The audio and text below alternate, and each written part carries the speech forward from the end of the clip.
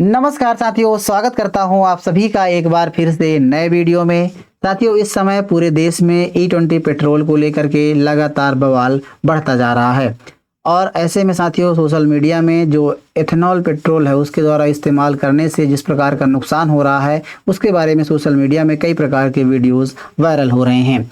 अब साथियों ऐसे में सरकार की जो E20 की परिकल्पना है या फिर इथेनॉल ईंधन की परिकल्पना है, इसकी लगातार विरोध हो रही है और आलोचना की जा रही है। इसी बीच एक खबर और निकल कर आती है जो इस मुद्दे को और गरमाने का काम करती है। हाल ही में भारत के पड़ोसी देश नेपाल, माफ कीजिए भूटान, जो अपनी तेल ऊर्जा की आपूर्ति भारत से ही करता है, उसने भारत के E20 पेट्रोल को लेने से मना कर दिया है। अब साथियों सवाल ये उठता है कि क्या वास्तव में E20 पेट्रोल के नुकसान ही हैं जो सोशल मीडिया वीडियोस के माध्यम से वायरल हो रहे हैं या फिर इससे कुछ फ़ायदे भी हैं, इसके बारे में बात करेंगे। साथ ही जिस प्रकार से भूटान ने अभी ऐसे समय में एक कदम उठाया है जब पूरे भारत में E20 पेट्रोल को लेकर के पहले से विवाद चल रहा है, विरोध चल रहा है, तो ऐसे में भूटान ने कदम उठाया तो भारत के लिए इसकी क्या मायने हैं, इन सभी विषयों पर आज हम विस्तार से चर्चा करने वाले हैं। तो आइए शुरू करते हैं। साथियों आपको बता दूं कि जो E20 पेट्रोल है यानी कि एथेनॉल पेट्रोल है, इसमें E20 की बात करें तो जैसे क्या होता है कि इसमें एथेनॉल 20% होता है और 80% शुद्ध तेल होता है यानी कि शुद्ध पेट्रोल होता है। अब साथियों एथेनॉल जो होता है एक प्रकार का अल्कोहल होता है और पानी से मतलब नमी ले लेता है, पानी अब्सॉर्ब कर लेता है, इसके अलावा हवा से भी वो नमी अब्सॉर्ब कर लेता है। तो इसको लेकर के भी सोशल मीडिया में इस प्रकार की वीडियोस वायरल हो रही है जिसमें जो पेट्रोल है, एथेनॉल पेट्रोल है, उसमें पानी डाल करके देखा जा रहा है जिससे एक नई लेयर बन रही है। तो इससे सिद्ध होता है कि पेट्रोल में पानी है और कहीं ना कहीं साथियों ये इंजन के लिए, व्हीकल्स के लिए काफ़ी नुकसानदायक किस प्रकार की वीडियोज़ आ रही हैं। साथ ही इसमें साथियों गन्ने के रस मिलाने की बातें कही जा रही हैं। और दूसरी चीज़ ये है कि इसको लेकर के जब सुप्रीम कोर्ट में बात पहुंची तो सुप्रीम कोर्ट में भारत के जो अटॉर्नी जनरल हैं उनके द्वारा एक और स्टेटमेंट दिया गया जो नया विवाद खड़ा कर दिया है। उनके द्वारा कहा गया है कि जो E20 पेट्रोल है पूरे भारत में इस समय ट्रायल के तौर पर चल रहा है, प्रायोगिक प्रशिक्षण के मतलब परीक्षण के तौर पर चल रहा है, ट्रायल किया जा रहा है। अब इसको लेकर के भी काफ़ी लोग भड़क गए और इस पर बातें होने लगी कि क्या पूरे देश की जनता आपको ट्रायल करने के लिए बनी हुई है, इसमें लोगों को नुकसान हो रहा है तो उसकी भरपाई कौन करेगा, कई प्रकार की बातें चल रही हैं। अब इसी बीच कई सोशल मीडिया इन्फ्लुएंसर्स के द्वारा इसको लेकर के, इसके खामियाजे को लेकर के, मतलब इसके नुकसान को लेकर के बातें की जा रही हैं। अब सबसे बड़ा सवाल यह है साथियों कि इसको दबाने के लिए सरकार के द्वारा भी प्रयास किया जा रहा है। सरकार ने कई प्रकार के इससे जुड़े हुए मंत्री हैं, चाहे भारत के पेट्रोलियम मंत्री हों हरदीप पुरी, इसके अलावा जो एथेनॉल की लगातार बातें करते हैं सड़क और निर्माण मंत्री नितिन गडकरी हों, इनके कई प्रकार के बयान आते हैं। इसको लेकर काफ़ी ज़्यादा मतलब इस आक्रोश को शांत करने का भी प्रयास किया जा रहा है और कई प्रकार की क्लैरिफिकेशन या फिर इसकी जो है मतलब कि सफाई इसके बारे में दी जा रही है। लेकिन इसी बीच जो खबर आ रही है वो और ज़्यादा मामले को गर्माता हुआ बना रहा है और वो ये है कि भूटान ने भारत से जो E20 ईंधन है इसको आयात नहीं करेगा। इसको लेकर के उन्होंने इसकी ठुकरा दी है। आज ही खबर आप देख सकते हैं, इसको लेकर के आर्टिकल प्रकाशित हो रहे हैं। इसके पीछे की वजह क्या है आगे हम बात करने वाले हैं। इससे पहले हम एथेनॉल के बारे में जान लेते हैं, E20 पेट्रोल के बारे में जान लेते हैं। दरअसल क्या है साथियों, एथेनॉल एक प्रकार का अल्कोहल होता है। इसके जो रासायनिक सूत्र है उसके बारे में बात करें तो C2H5OH है, जिसे मुख्य रूप से इसका जो निर्माण होता है वो कृषि उत्पाद से होता है। कृषि फसलों में जो शर्करा मौजूद होती है, स्टार्च मौजूद होता है, उससे बनाया जाता है। जैसे बात करें तो गन्ने के रस से इसको बनाया जा सकता है एथेनॉल को। इसके अलावा सिरा जो चीनी बनाने के बाद बचा पदार्थ होता है, इसके अलावा मक्का से इसको बनाया जा सकता है। इसके अलावा टूटे हुए चावल से इसका मतलब कि इस्तेमाल करके और एथेनॉल बनाया जा सकता है। खराब और अतिरिक्त जो अनाज है उनका इस्तेमाल करके भी एथेनॉल बनाया जा सकता है। यानी कि जिस प्रकार से पेट्रोल का जो कच्चा माल होता है वो कच्चा तेल होता है, मतलब पेट्रोल जो निर्माण होता है, पेट्रोल जो बनता है वो कच्चे तेल से बनता है और इसका जो रॉ मटेरियल है, कच्चा पदार्थ है, वो कृषि उत्पाद हैं। साथ ही इसके लिए जो कच्चा माल तैयार किया जाता है, गन्ना लिया जाता है, इसके अलावा फर्मेंटेशन की प्रक्रिया होती है, इसके अलावा डिस्टिलेशन मतलब कई प्रकार की प्रक्रिया से गुजरना पड़ता है। डिहाइड्रेशन होती है, इससे पानी को इससे निकाला जाता है और शुद्ध किया जाता है। इसके बाद पेट्रोल में मिलाया जाता है। तो मतलब कई प्रकार की प्रक्रिया होती है जिससे इसको गुजरना पड़ता है और उसके बाद से ये अल्कोहल में मिलता है। अब साथियों इसकी जो प्रक्रिया है तो ऐसा नहीं है कि भारत पहला देश है, इससे कई ऐसे देश हैं जो लगातार इसको यूज कर रहे हैं, चाहे ब्राज़ील की बात करें, अमेरिका, कनाडा, कई ऐसे देश हैं जो लगातार यहाँ पर इसके इस्तेमाल हो रहे हैं।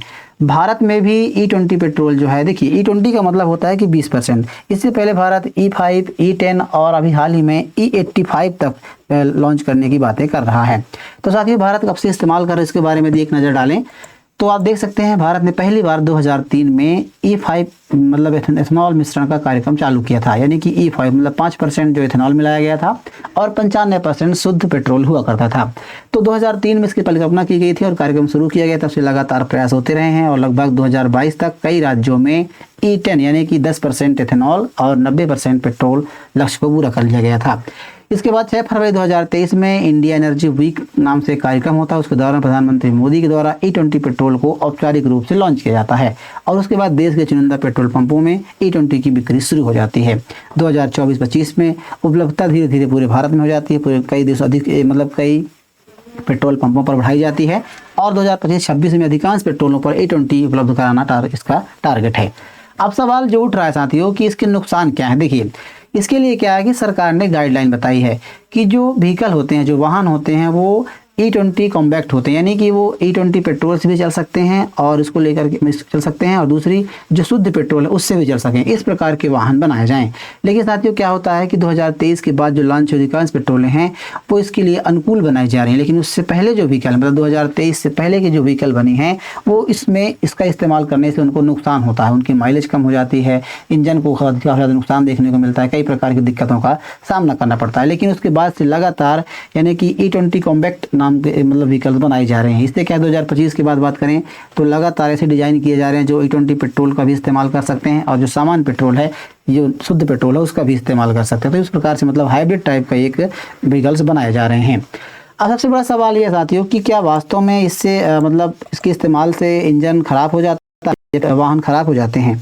उसके बारे में यदि बात करें तो अभी जो निकल कर बातें सामने आ रही हैं उसमें यह है कि जो 2023 से पहले के वाहन हैं यानी कि उनमें काफ़ी ज़्यादा नुकसान से देखने को मिल रहा है। बात करें माइलेज की तो एथेनॉल में पेट्रोल की तुलना में जो ऊर्जा होती है क्यों कम होती है, क्योंकि इसमें ये कच्चा तेल जो कच्चे पदार्थ जो होते हैं इसके कृषि उत्पाद से बनाया जाता है, तो इसमें जो पेट्रोल की तुलना में ऊर्जा कम होती है, तो इससे क्या है कि जो माइलेज है वो कम मिलता है, 3 से 7% माइलेज कम हो जाता है।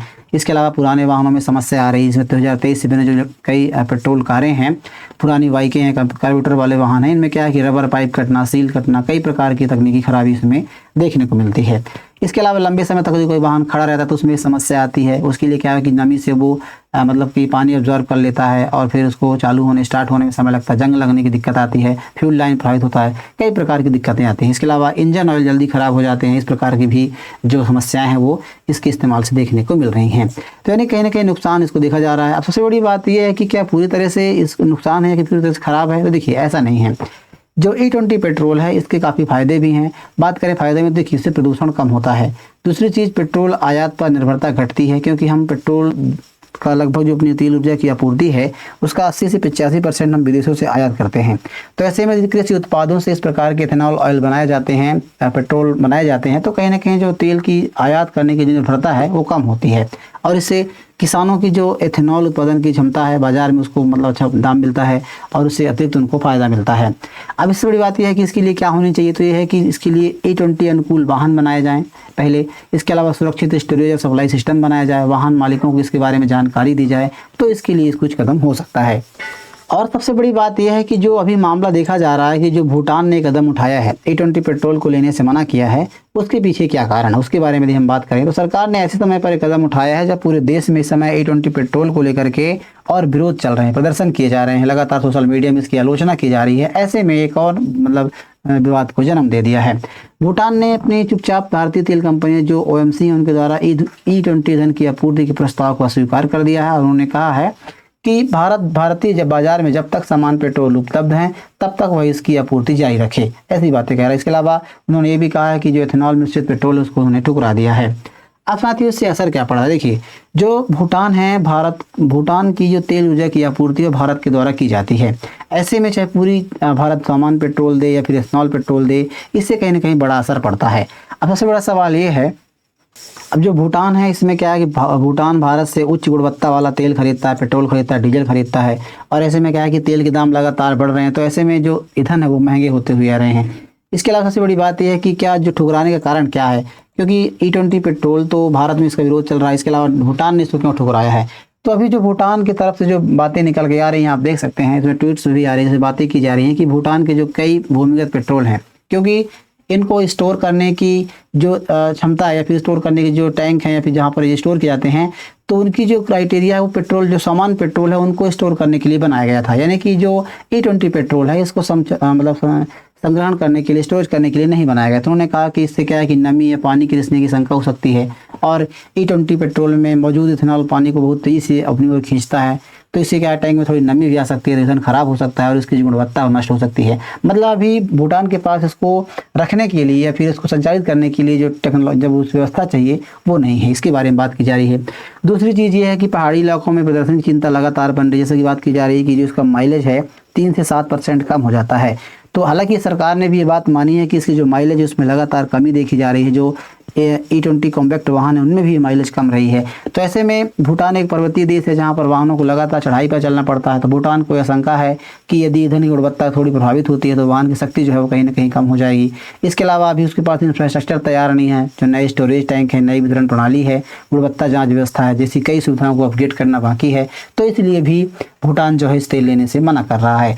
एक चीज़ और निकल कर भी आ रही है, कई समाचार पत्रों में बातें की जा रही हैं कि जो E20 पेट्रोल निर्माता देश चाहे ब्राज़ील हो, कनाडा हो, कई ऐसे देश हैं जो इसके लिए मतलब क्या है इसे माइलेज कम देता है, तो इनकी जो कीमत होती है वो कम होनी चाहिए, ताकि जो लोग इसको परचेस करते हैं, जो इसका एक्स्ट्रा कॉस्ट आता है, जैसे क्या है कि कम माइलेज मिलता है, ज़्यादा तेल डलाना पड़ता है, इसके अलावा जो रख रखाव को भी खर्च आते हैं, तो इसकी भरपाई की जानी, सरकार को इसके लिए सब्सिडी देनी चाहिए। जैसे बड़े देशों के बारे में बात की जा रही है कि ब्राज़ील जैसे देश जो हैं इसके लिए सब्सिडी देते हैं। तो कहीं कहीं ये भी शिकायत आती है कि भारत के, तो इस ओर इशारा भी करती है कि भारत जो E20 पेट्रोल देता है वो सामान्य पेट्रोल के बराबर ही देता है। तो कहीं ना कहीं इसको कम करने की बातें भी लगाई जा रही है कि भूटान चाहता है कि जो तेल में उसको मतलब रियायत मिले और जो E20 पेट्रोल है उसमें काफ़ी मतलब दाम है उसको कम किए जाएँ। एक चीज़, दूसरी चीज़ ये है कि जो ईंधन परिवर्तन का मॉडल है वो सभी के लिए उपयुक्त नहीं। जैसा कि भूटान के द्वारा आशंका जताई जा रही है कि पहाड़ी क्षेत्रों में जो व्हीकल चलते हैं, जो E20 पेट्रोल है उतना ज़्यादा पावरफुल नहीं है। इससे ऐसे में क्या है कि जो गुणवत्ता प्रभावित होती है, तो ऐसे में क्या है कि जो वाहन की शक्ति है वो कमज़ोर हो जाएगी। ये भी काफ़ी बड़ा मुद्दा बताया जा रहा है। अब साथियों इससे क्या होगा कि जिस प्रकार से कदम उठाए जा रहे हैं, जो तेल की आपूर्ति है भूटान की भारत करता है, तो ऐसे में क्या भारत इस तेल की आपूर्ति रोक देगा या फिर E20 पेट्रोल इस प्रकार से लेने से मना कर रहा है, तो उसके लिए क्या कदम उठाएंगे वो देखने वाली बात होगी। बहरहाल इस मुद्दे को लेकर के अंतर्राष्ट्रीय स्तर पर भी बातें की जा रही हैं कि कैसे इसका इस्तेमाल भारत कर रहा है और कैसे इस विरोध किए जा रहे हैं। आप इस खबर के बारे में क्या समझते हैं, जरूर हमें कमेंट बॉक्स में लिखिए। जानकारी पसंद आई हो तो वीडियो को लाइक कीजिए, चैनल को जरूर सब्सक्राइब कर लीजिए। मिलते हैं किसी ऐसे नए वीडियो के साथ, तब तक के लिए नमस्कार।